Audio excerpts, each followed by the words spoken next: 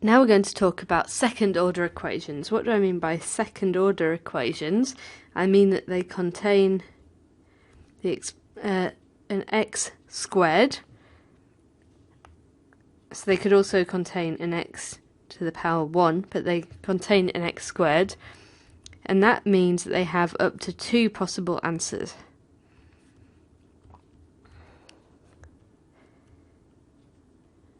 Up to 2 possible answers. So if we have x squared equals 4, then it could be that x squared is equal to 2 times 2, or it could be x squared is equal to minus 2 times minus 2. So both of those equal 4. And if we have a more complicated expression, then or equation, then that still holds true. There are up to 2 possible answers. So how do we deal with that? First of all, we put the equation into this format.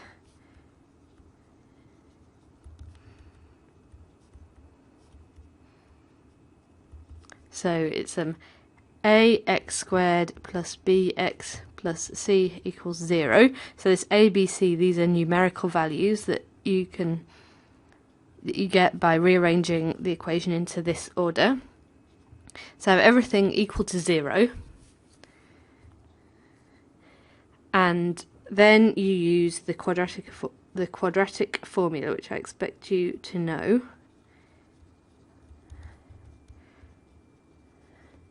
And that is that x is equal to minus b plus or minus, so that's where we get the 2 different answers from, b squared minus 4ac all over 2a. So we get these numbers and we plug them into the quadratic formula, and that will give us up to 2 answers for x. And then what you do is I want you to put the values back into the original equation and to make sure that you've got it right.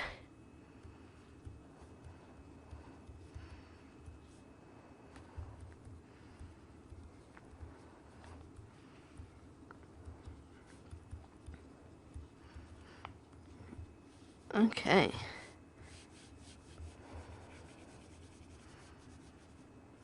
Now if we're missing a value of x, or so see here, this is just numbers on their own without any x's, and that means that b or c equals 0.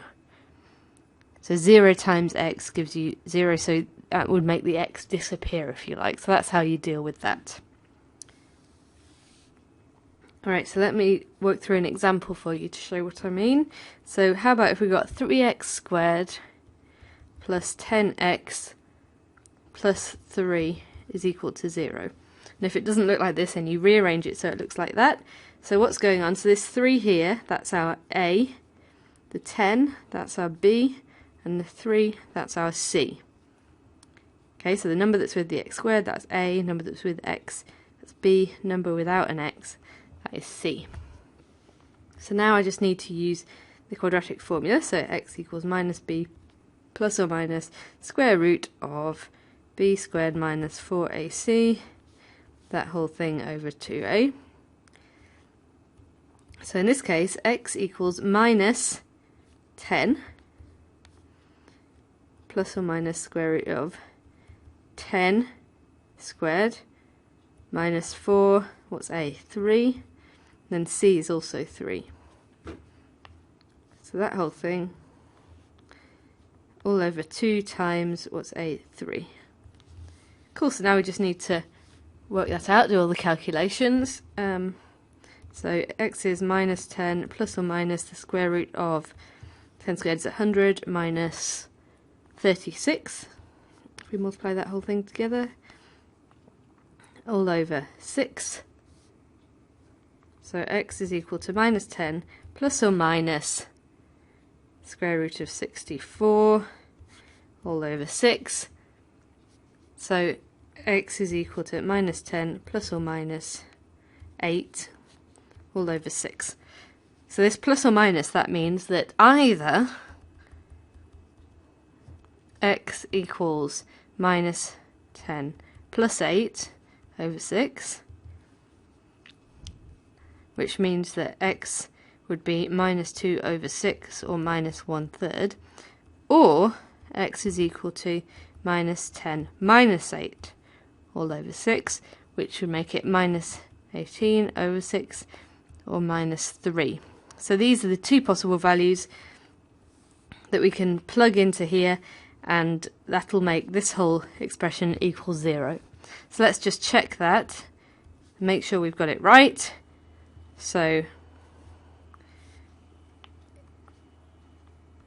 here are our two answers. So let's write out the equation. So 3x squared plus 10x plus 3 equals 0. So for this first answer, that would be 3 times minus 1/3 squared plus 10 times minus 1/3 plus 3 equals 0, which should mean that this is so minus 1/3. Yeah, let's put this in green.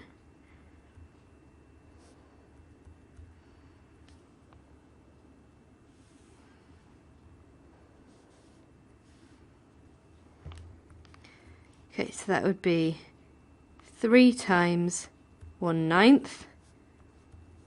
plus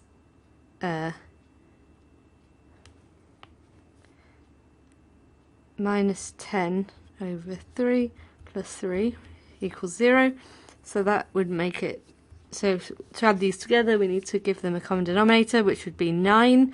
So 3/9, excuse me, minus 30/9 plus 27/9 is equal to 0. So indeed that would give us minus 27/9 plus 27/9 equals 0. So 0 equals 0, correct. And then we can do the same one in the other one in the same way. So 3x squared plus 10x equals 0. So in this case we'd have 3 times minus 3 plus 10 times minus 3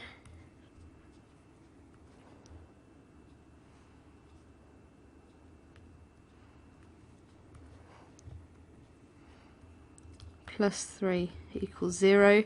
So that would give us minus 9. Oh, sorry, this is squared, so that would be